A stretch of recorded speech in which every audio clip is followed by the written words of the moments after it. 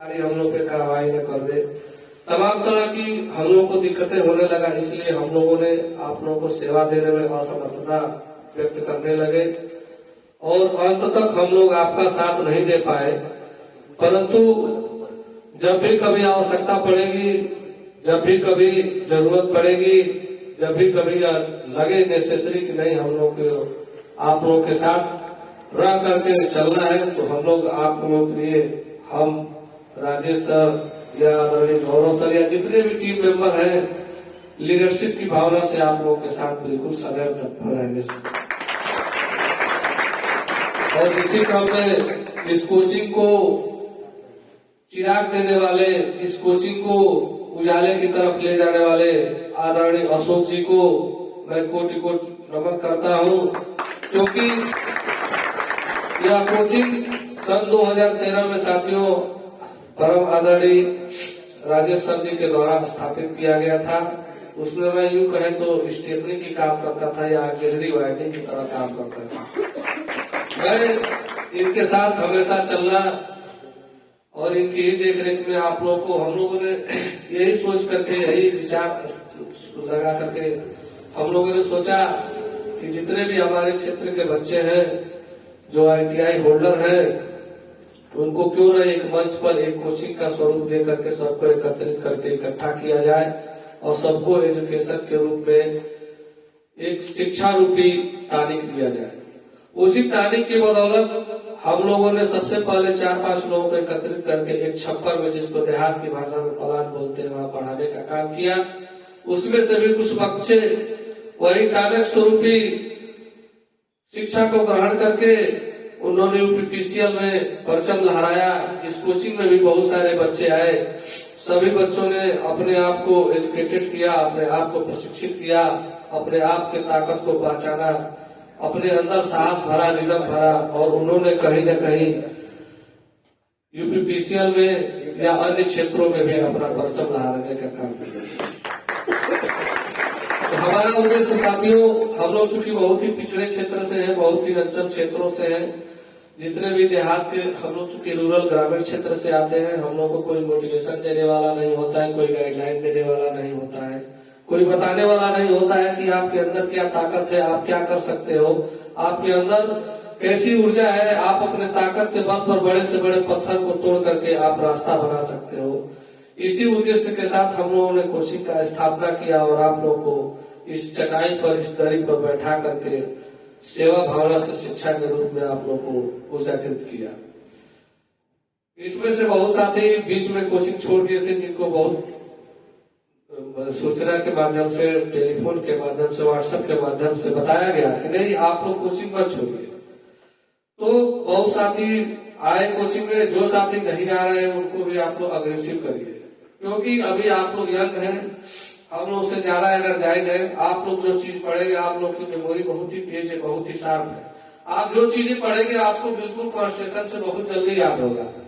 इसलिए मैं कहना चाहूंगा कि आप लोग सभी साथियों को टेलीफोन के माध्यम से, व्हाट्सएप के माध्यम से कम्युनिकेट करके एकत्रित करने का काम करिए। उनको बताइए कि आपके अंदर क्या एबिलिटी है, आपके अंदर क्या ताकत है, आपके अंदर क्या साहस है, उनको जगाइए और उनको मोटिवेट करिए, क्योंकि बिना मोटिवेट के, बिना गाइड के, बिना मार्गदर्शन के कुछ होने वाला नहीं है। इसलिए मैं सभी साथियों से, प्रिय छात्रों से एवं छात्राओं से निवेदन करूंगा, आग्रह करूंगा कि आदरणीय गौरव सर की देखरेख में एवं भीमसेन सर के देखरेख में और जितने भी उनके साथ शिक्षकगण हैं, इनकी बातों को आप लोग जब भी कोचिंग में आए अमल करें, गहनता पूर्वक विचार करें, घर पे जाके एक्सरसाइज करें, मेहनत करें और अपने आप को एनर्जाइज रखिए। हमेशा बी पॉजिटिव हार्ट रखिए, हमेशा सकारात्मक सोच रखिए।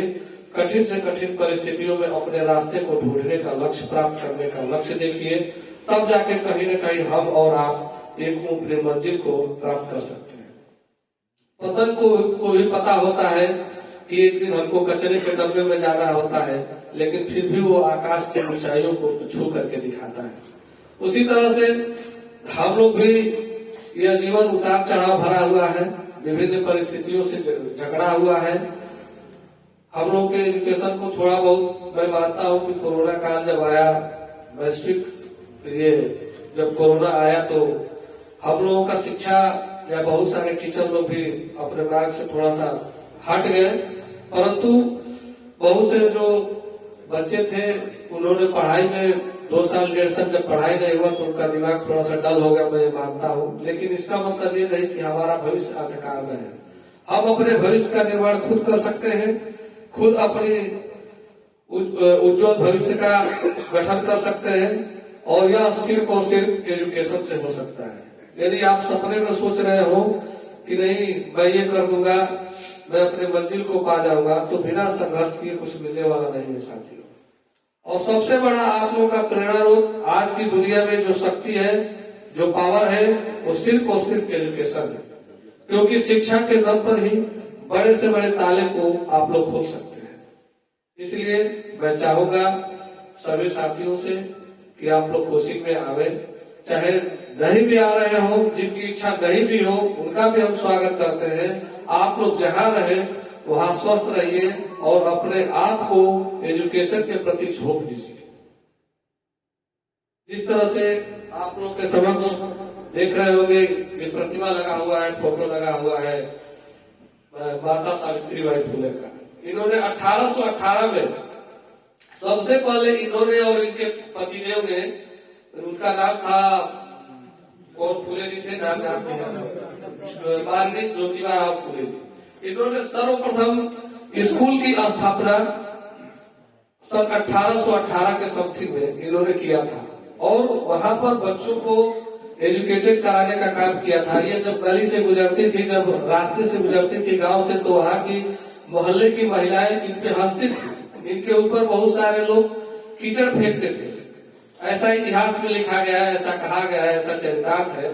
फिर भी इन्होंने अपने आप को कंट्रोल रखा, अपने आप को बच्चों को शिक्षा के प्रति अग्रेसिव रखा, और इन्हीं की बदौलत शिक्षा के जगत में क्रांति आया। तो कहीं न कहीं साथियों हम लोगों को संघर्षों का आदी होना पड़ेगा, हम लोग को स्ट्रगल करना पड़ेगा। बिना संघर्ष किए, बिना शिक्षा ग्रहण किए हम लोग को कुछ मिलने वाला नहीं है। क्योंकि डॉक्टर एपीजे अब्दुल कलाम जी ने कहा था, जिनको मिसाइल मैन कहा जाता है और भारत के प्रेसिडेंट भी रह चुके हैं, आप लोग जानते होंगे, उनकी भी काफी जटिल कथाएं होती है। हर व्यक्ति की अलग अलग संघर्षशील कथाएं होती है, सबका अलग अलग मोटिवेशन होता है, अलग अलग दायरा होता है। कुल मिला के हमें शिक्षा के प्रति झोंकना है, शिक्षा के प्रति जागरूक होना है।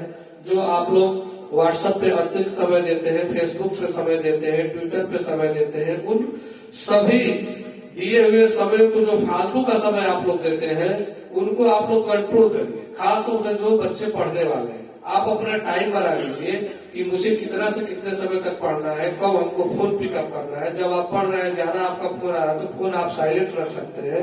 फोन नहीं साइलेंट रख पाएंगे तो उसको स्विच ऑफ करिए। इसलिए कि आजकल इतना कम्युनिकेशन तगड़ा हो गया है कि आप व्हाट्सएप पे, फेसबुक पे या ट्विटर पे या और भी जितने हैंडल है उस पर कंट्रोल नहीं करेंगे, समय का थोड़ा थोड़ा बचत नहीं करेंगे, तो आप शिक्षा को ग्रहण करने में कहीं न कहीं कठिनाई महसूस करेंगे। इसलिए अपने समय को वेस्ट मत करिए, do not waste the time.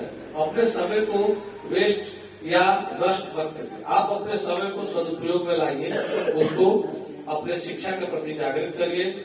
और मैं कहना चाहूंगा कि एक अंतिम वाक्य कहना चाहूंगा। आज अभी वक्तागण है, आज अभी हमारे चीफ गेस्ट मौजूद है, सबको बोला है। मैं कहना चाहूंगा कि खुशी को खुशी न समझो, गम को गम न समझो, अगर होना है कामयाब तो अपने को किसी से कम न समझो। आपने हमें भोजन का अवसर दिया, बहुत बहुत साधुवाद। धन्यवाद सर। विजय सर हमेशा पॉजिटिव सोचते हैं, नकारात्मक तो इनके मन में मतलब बिल्कुल नहीं। आप लोग भी अपने मन में पॉजिटिव सोचें, ठीक है। हिम्मत बढ़ानी है तो चुनौतियों को स्वीकार करो, हिम्मत बढ़ानी है तो चुनौतियों को स्वीकार करो, सफलता तुम्हारे कदम चूमेगी, बस प्रयास करो। अब हम चाहेंगे कि सिस्टम क्लासेस के संस्थापक आदरणीय राजेश सर जी वो आए। और हम लोगों को दिशा निर्देश दें, सावित्रीबाई जी के जन्म दिवस के अवसर पर प्रकाश डालें और एक आपसे निवेदन है सर